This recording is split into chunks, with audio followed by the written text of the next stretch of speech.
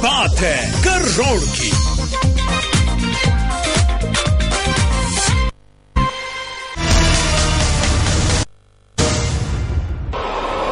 बाप एक ऐसी मालबरदार गाड़ी है जो औलाद के ख्वाबों को ताबीर की मंजिल तक ले जाती है।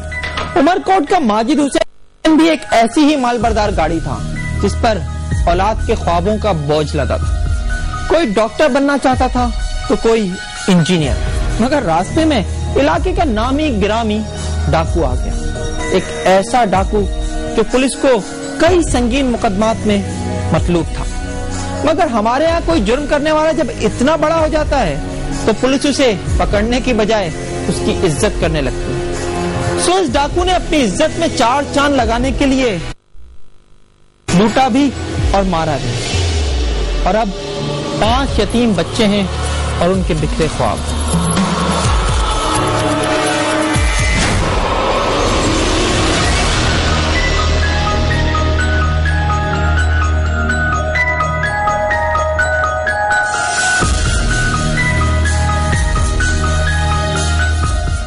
ऐसे ही कत्ल होते रहे और मेरे पापा की तरह ऐसे ही सरेआम आदमी मेरे पापा को ऐसे मारते रहे तो कोई भी दुनिया में, इस शहर में या इस पूरी सिंध में कोई भी डॉक्टर या इंजीनियर नहीं बन पाएगा।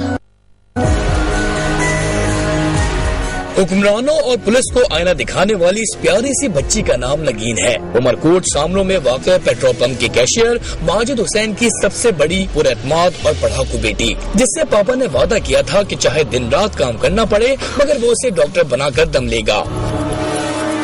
लेकिन अफसोस कई मुकद्दस वादा पूरा न हो सका। और एक माह कबल जब माजिद हुसैन हस्बे मामूल अपनी ड्यूटी अंजाम दे रहा था, इलाके का इंतहाई गैर शरीफ शख्स शरीफ खासखेली अपने मुसल्लह साथियों के हमरा पेट्रोल पंप लूटने आ पहुंचा।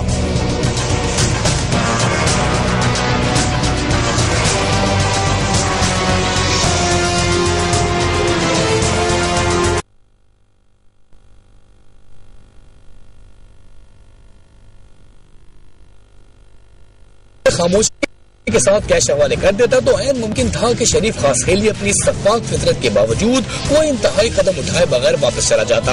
मगर माजिद हुसैन चूँकि शनाज भी था और वफादार भी, लिहाजा उसने मालिक की दौलत को लुटने से बचाना चाहा। ये वो गुस्ताखी थी जिस पर शरीफ खासखेली ने उसे गोलियों से भून दिया।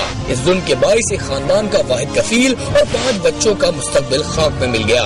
माजिद हुसैन की बड़ी बेटी नगीन डॉक्टर बनने के ख्वाब से दस्तबरदार हो चुकी है। बाप के बगैर उसके ख्वाब की तकमील वैसे भी मुमकिन नहीं। तहम अब उसकी एक ही आरज़ू है कि कातिलों को गिरफ्तार करके फांसी पर चढ़ा दिया जाए। ऐसे बच्चे यतीम होते रहे तो क्या अल्लाह ताला खुश होगा? क्या ये दुनिया खुश होगी? क्या आप खुद सोचे, आप इन बच्चों को रोते हुए देखेंगे तो आप खुश होंगे? मेरी आप लोगों से ये गुजारिश है कि मेरे पापा के कातिल को जरूर पकड़ लिया जाए। बस हमें ये इंसाफ चाहिए। पुलिस नहीं दिलाए तो आप दिलाए, हमें इंसाफ चाहिए, बस चाहिए इंसाफ। क्यों मारा मेरे पापा को? बस हमें इंसाफ चाहिए।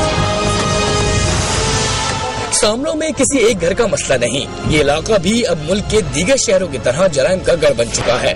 यहाँ के अवाम भी डकैतों, अगवा बराए तावान और कत्ल गारत समेत मुख्तलिफ जराइम की चक्की में पिस रहे हैं। यहाँ वैसे तो कई जराइम पेशा गिरोह सरगर्म है, तहम शरीफ खासखेली की दहशत का आलम ही कुछ और है। उसका नाम आते ही सबको सांप सूंघ जाता है। वो न सिर्फ अगवा बराए तावान, डकैती और कत्ल की लातादाद वारदातों में मतलूब है, बल्कि पुलिस ने उसकी सर की कीमत मुकर्रर करने के लिए सिंध हुकूमत को सिफारिश भी भेज रखी है। लेकिन अजीब बात यह है कि उसे गिरफ्तार नहीं किया जा रहा।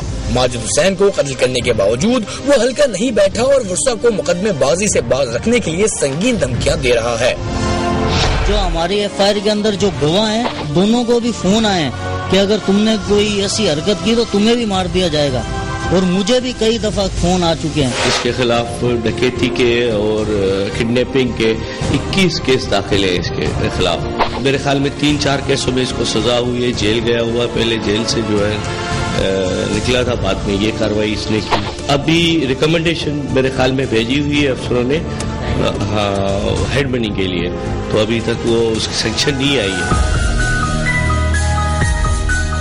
पुलिस कुछ भी कहती रहे, हकीकत यही है कि समारोह समेत सिंध के बेशतर देही इलाकों में कानून की अमलदारी खत्म हो चुकी और वहाँ चोर, डाकू और कातिल राज कर रहे हैं। सूरत हाल इतनी बिगड़ चुकी है कि खुशहाल लोगों ने अपना कारोबार समेटकर नकल मकानी शुरू कर दी है, जबकि मुतवसत और गरीब अवाम जो कहीं और मुंतकिल होने की सकत नहीं रखते, पूरी तरह जुराइम पेशा अफराद के रहम व करम पर है। जियो FIR के लिए कैमरा टीम के साथ मोहम्मद खालिद, समारोह, जिला उमरकोट।